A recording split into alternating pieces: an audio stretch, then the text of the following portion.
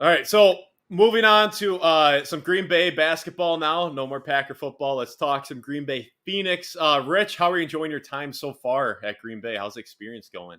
Good. It's been great. I mean, I think we've exceeded all expectations, both No internally and doubt. externally. And I think we have a great group of guys on and off the court and just a great coaching staff that believes in all of us. And it's been really fun experience so far. And I'm really excited for the rest of January and then February and postseason basketball. Give me some of your favorite experience so far, UWGB on and off the court. I would just say I'm 23 years old. I've been around a lot of basketball, been on a lot of teams. And I would just say I haven't been around a more connected team off the court. I think most instances, particularly in 2024, there's a lot of cliques and a lot of just different generational divides where guys are just different, have different opinions and stuff. And I would just Hmm. say 1 through 15, every guy loves each other on and off the court. Every guy loves hanging out with each other, debating sports, just hanging out, getting a bite to eat. I think that's been the best overall experience is the conversation I've had with some of my teammates. Just I'm the old guy in the room. I'm playing with guys who are 18, 19 years old. So to see these guys mature too, it's been really cool for me. No doubt. And when I mean, we all know what the program was at a year ago. At this time, you bring back what, two or three guys from last year's roster. It's a total overhaul of new personalities, new players. So to hear that, that's awesome, and that's rare. That is really rare. So that's great to hear. And as you mentioned, you guys have exceeded all expectations. You guys are 7-3 in the horizon right now. That's second. And you kind of said this, but internally, did you guys believe in year one after Green Bay went 3-28, I believe, last season? Did you believe that you guys could come in and contend for a Horizon League title right away? Yeah, definitely. From day one, coach set the standard that, hey, even though this program won 3 games last year, most of us weren't here for that. And the guys who were here for that, that's an omission of them. Those guys are really hardworking, winning, great basketball players. And I think from day one, we saw what this team can do together. We have the pieces, we have the chemistry, we have the guys who want it bad enough. And I think from day one, the fact that the coach instilled that culture and that mindset into us all proved that we're not surprised that we're here at all. And there's a lot of season left to play. Good deal, good deal. And you're obviously a true Wisconsin man. What does it mean to you in particular, who understands what Green Bay has done in the past? What does it mean to be a part of the comeback of the Green Bay program?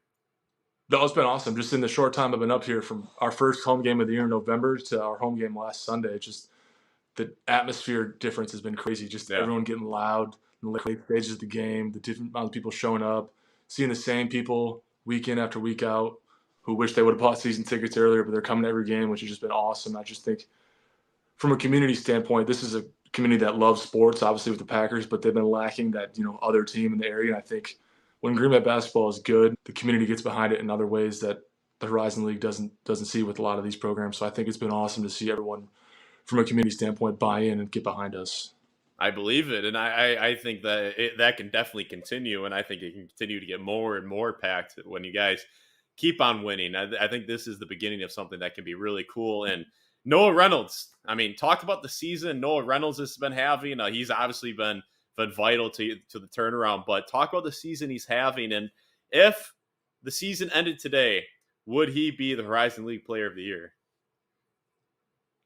No, I mean, he's unbelievable. The fact that he's leading the conference in scoring, I think, and he's on one of the better teams in the conference just speaks to the kind of style of play he has. And just, he's our go to guy. He's our facilitator. He gets us going. He's a great leader on and off the court. I just think that what he's been able to do and lead us through this first stretch of conference has been amazing, but not surprising at all if you see the work he puts in and the kind of guy he is. And I think unanimously he should be the player of the year through the first 10 games of conference. And I think he's far and away the best player in the league. Good deal. And so now talking about you have one of the quickest releases I've ever seen, and at your size, at 6'8", it's impressive.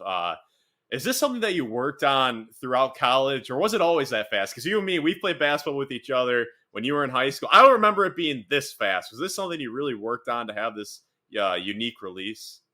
Yeah, I would definitely say it is. I've grown up, I was just a back to the basket post player. Didn't really shoot many threes, but to differentiate myself among a lot of guys my size or even a little bigger, I had to find that one edge to kind of set myself above those guys. And I think nowadays, not every, but most 5 men, most 4 men can shoot. So if you can get a quick release and shoot at a decent enough clip to where teams have to respect you both inside and out, it really sets not only yourself up well, but your teammates up for really advantageous positions on the court. So I think it's definitely been something that I've keyed in on the past couple of years.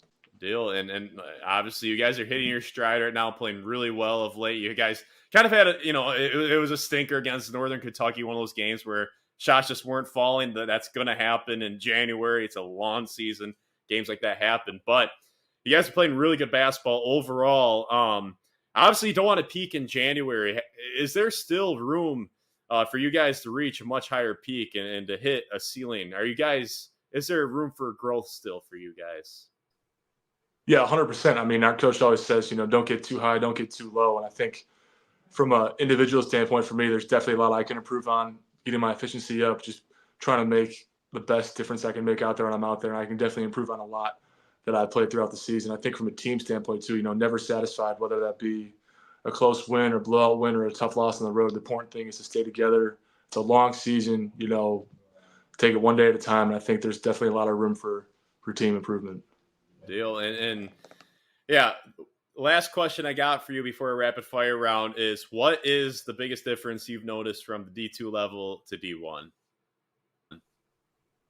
That's a really good question, and it's a question I've been asked a lot. And I would just say, I'd say the skill level is not entirely different. I'd say the speed of the game is different, and I would say that you could hide a couple of guys, with all respect, on the Division II level. You could hide a couple of guys on the court where you didn't have to close out super hard on them, or you didn't have to guard them as well as you'd guard the other guys. But I'd say at the D1 level, everyone's a playmaker. Everyone can go out there and get 15, 20 if you let them. So you got to be locked in all the time, particularly on the defensive end, and just guard your yard. Sir. Okay. Well, no, Rich, I really appreciate your time. Obviously, in the middle of the season, it's a busy time, so I appreciate you coming back on the show and got the rapid fire round for you.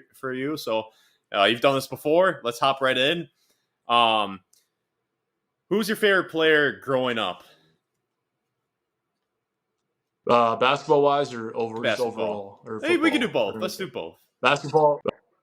Both. I'd say basketball-wise, growing up, I was a big Michael Redd guy. Early on, I was the first player I ever met when I was 7 years old. My dad took me to a Bucks outing, and that was really cool for me to meet him. And then, obviously, as I've gotten older, it's been Giannis with some Brook Lopez. Love those guys. Love watching their games. Obviously, they've been very successful for my favorite team, the Bucks. And I'd say football-wise, obviously, Aaron Rodgers.